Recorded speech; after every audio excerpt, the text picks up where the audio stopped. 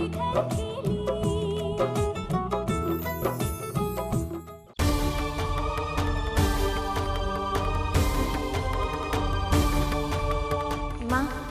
हम भी चले जाते हैं भैया के साथ आधे रास्ते।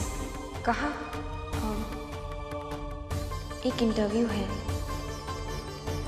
स्वर्ण भवन में आपका स्वागत है ठाकुर साहब। फॉर चेंज आज मेजबान मैं हूं और आप मेहमान। वैसे तुम्हें नौकरी मिली कहाँ है? क्या हुआ? ऐसे चुप क्यों हो? मुझे आपको अपना स्वर्ण भवन दिखाने में बहुत खुशी होगी। कल हमारी ऑफिस की पार्टी है, इसीलिए हमें घर पहुंचने में थोड़ी देर हो जाएगी। जिस भवन से आप बेइज्जत होकर निकले हों, उस भवन में वापस आना सचमुच बहुत हौसले की बात है। हम पे ऑफिस के काम के लिए मुंबई जाने की जिम्मेदारी डाली गई।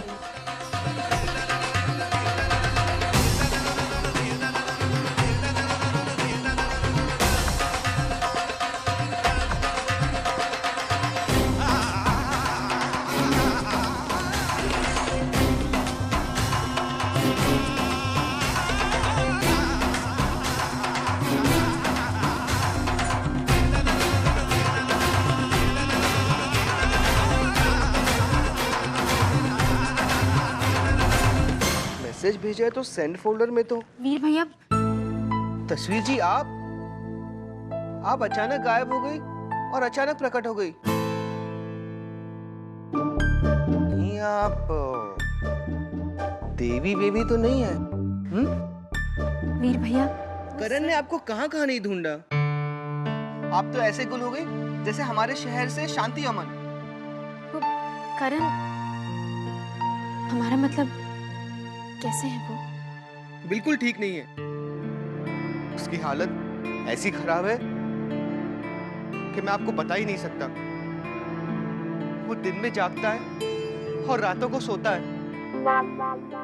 नहीं, रात को जागता है और दिन में सोता है। डिनर के वक्त लंच करता है और लंच के वक्त डिनर। और नाश्ता तो भूल ही गया है। अब नहीं बचेगा। ऐसा मत कहिए वीर भैया। सच कह रहा हूं।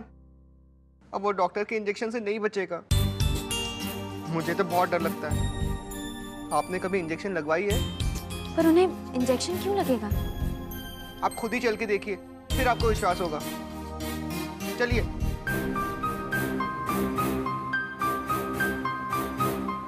आइए ना। अरे चलिए तस्वीर जी। करण ने कहा था कि अगर आप आए तो मैं उसे बता दूं।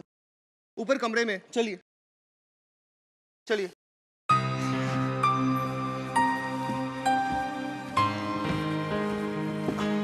आइए।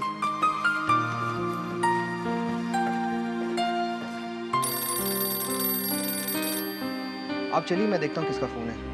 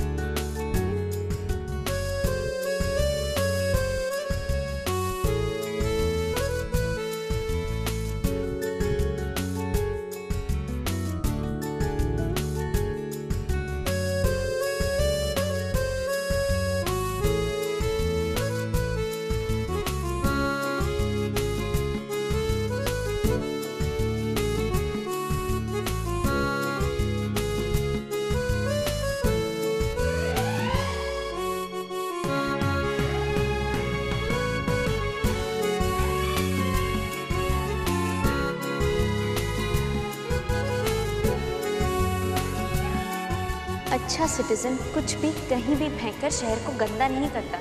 पूरा शहर कचरे का डब्बा नहीं है, हम इसे सही जगह पर फेंक देंगे।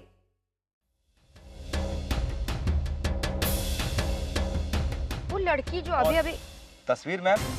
तस्वीर? नहीं, उसका नाम तस्वीर नहीं है। मैं ज्यादा जानता हूँ या आप? रोज यहाँ आते जाते मैं देखता हूँ। और हाँ, वो हमारे साहब के ऑफिस में काम करती है।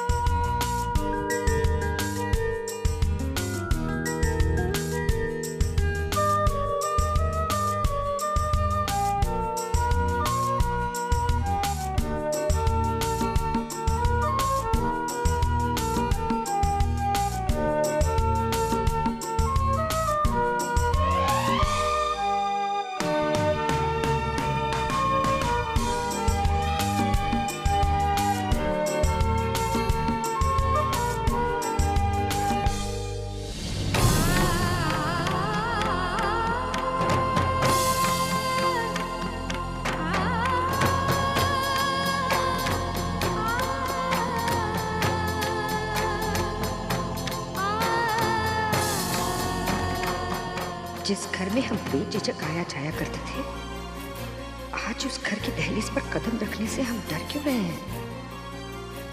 आज एक माँ एक पत्नी से हार गई। हम उस घर में कदम नहीं रख सकते जिसमें ठाकुर जी की बेइज्जती हुई हो।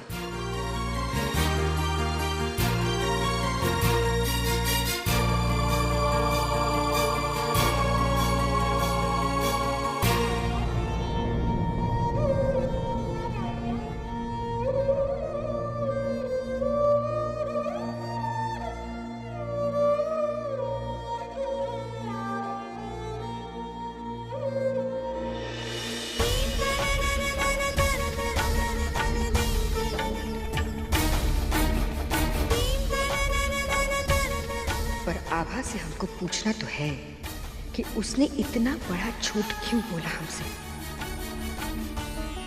क्यों हमारे विश्वास का मजाक उड़ाया?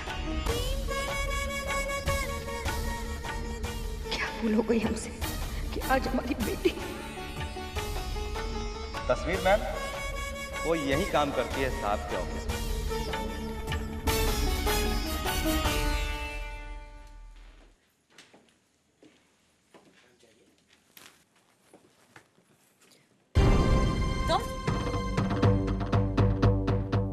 यहाँ क्या कर रही हो? वो नहीं, हम बताने आए थे कि हम असल में हम माफी मांगने आए थे।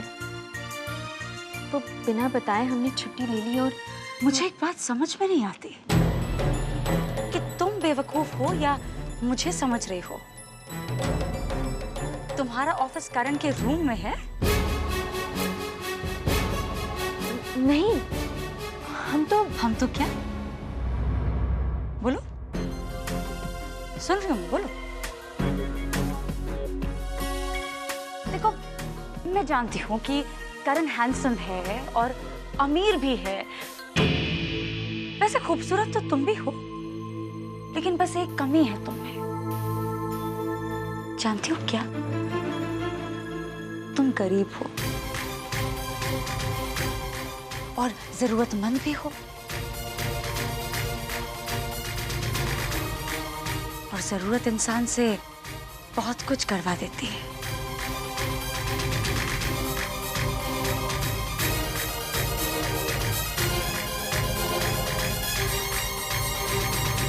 तस्वीर, अगर मेरी बात मानो तो जो काम करने आती हो ना वही किया करो, क्योंकि करण को मैं अच्छे से जानती हूँ और उसकी पसंद को भी जानती हूँ। बहन जी टाइप्स लड़कियों को वो घास तक नहीं डालता।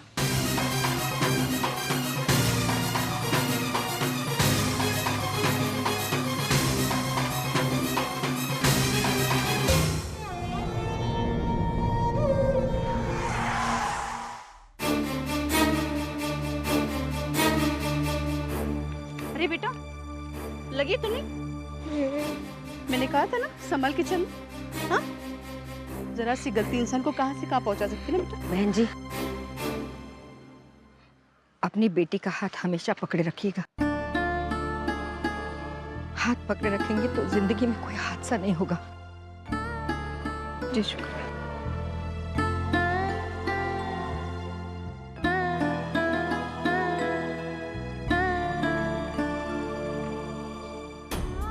हमने भी आभा का हाथ पकड़कर चलना चाहा था, लेकिन पता नहीं समय की गर्दिश में उसका हाथ कब छूट गया, कब उसकी तरफ से नजर फिर गई। और जब इन बातों का एहसास हुआ तो हादसा हो चुका। इस हादसे में पता नहीं कहाँ जख्म लगा है। आज तक आभा ने हमारा सिर्फ प्यार देखा है, आज वो हमारी नाराजगी की हद भी देखेगी। आज सवाल हमारे होंगे और जवाब वो देगी।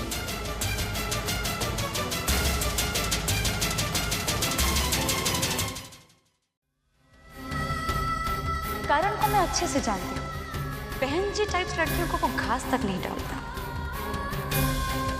अरे तस्वीर जी,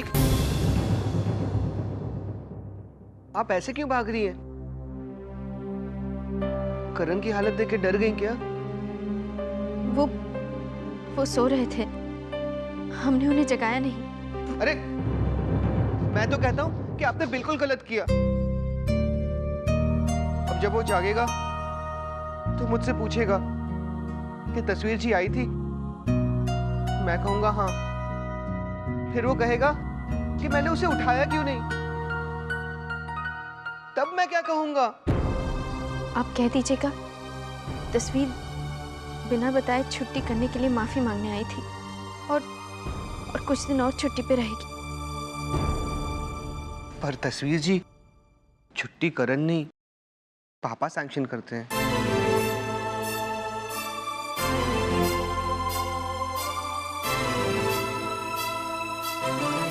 वीर भैया, आप प्लीज सर को भी समझा दीजिएगा। हम मजबूर हैं, वरना बिना बताए छुट्टी कभी नहीं करते।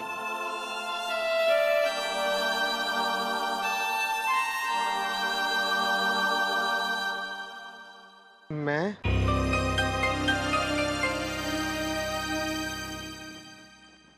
डार्लिंग, एक अच्छी खबर है। एगॉन रेलिगेयर कंपनी का तो नाम तुमने सुना होगा। बहुत बड़ी इंश्योरेंस कंपनी। बस उसी एगॉन रेलिगेयर इंश्योरेंस कंपनी ने मेरी फैक्ट्री को इंश्योर करने के लिए हाँ कह दी। विमल, मुझे लगता है कि आप समय से पहले खुश हो रहे हैं। पहले फैक्ट्री शुरू तो कर लीजिए, फिर एगॉन रेलिगेयर इंश्योरेंस कंपनी अपने आप इंश्योर कर देगी उसे। दिन में सपने देखने की जरूरत नहीं है। क्या बात है शैली, तुम इतनी रूखी रूखी बातें क्यों कर रही हो? ये तस्वीर ने मेरा दिमाग खराब करके रखा हुआ है। तुम्हें पता है, आज मैंने उसे करण के कमरे से बाहर निकलते हुए देखा, और वो भी तब जब करण कमरे के अंदर था।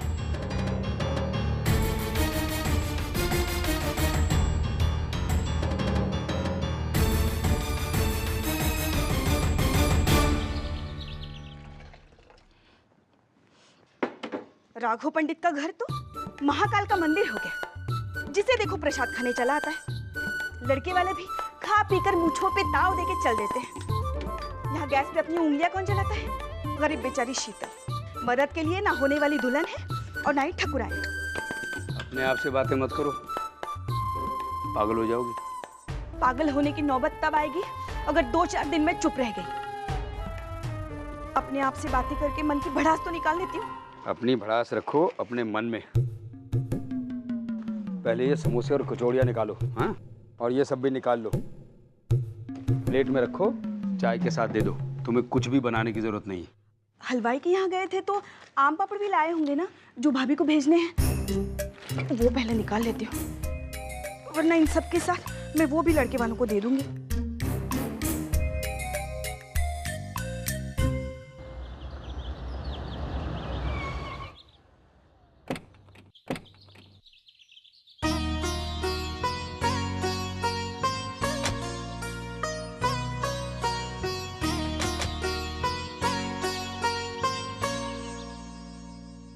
कहाँ रहते ठाकुर साहब? जी, जहाँ मन की शांति और प्यार है, हर घर स्वर्ण भवन है। समय की क्या बात, क्या पता कब किसको क्या बना ले। ठाकुर साहब ने ये घर खरीदा है? नहीं, यहाँ उनके पुराने दीवान राघव पंडित रहते हैं। चलिए।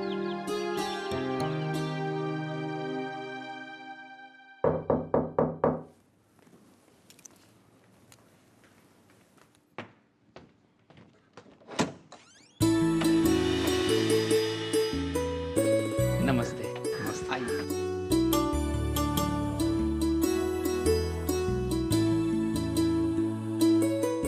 नमस्ते जी। आओ जी। नमस्ते। नमस्ते। आइए।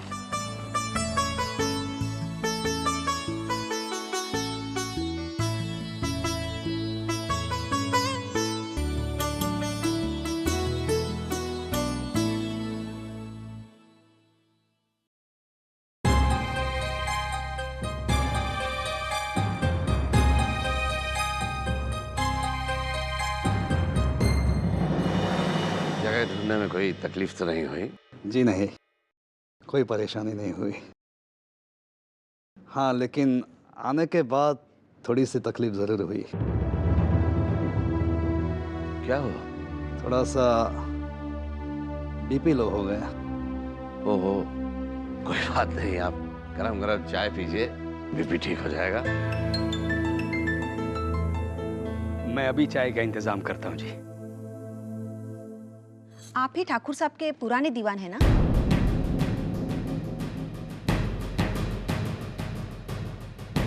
जी वो जी नहीं, ये हमारे साले साहब हैं।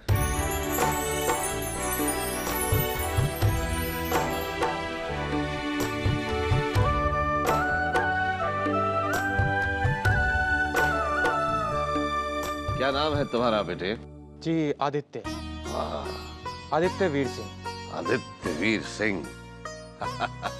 नाम में ही ठाकुरी झलकती है। ठाकुराइन साहिबा कहाँ है? जी वो हमारी बेटी स्वर्णाभा के साथ जरा बाजार तक गई हैं, आती ही होंगी।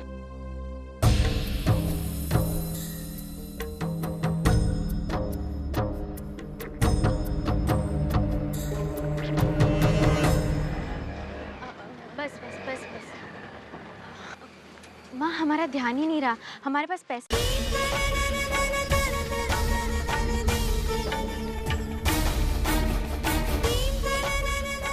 वो एक बार देख लिया ना तो तसल्ली हो गई। मतलब हमने ऑफिस में कह दिया माँ कि हम कुछ दिन और छुट्टी पे रहेंगे। वो हमारा ऑफिस तंग गलियों में है ना, तो थोड़ा दूर पैदल चल के जाना पड़ता है, इसलिए थोड़ी देर हो गई।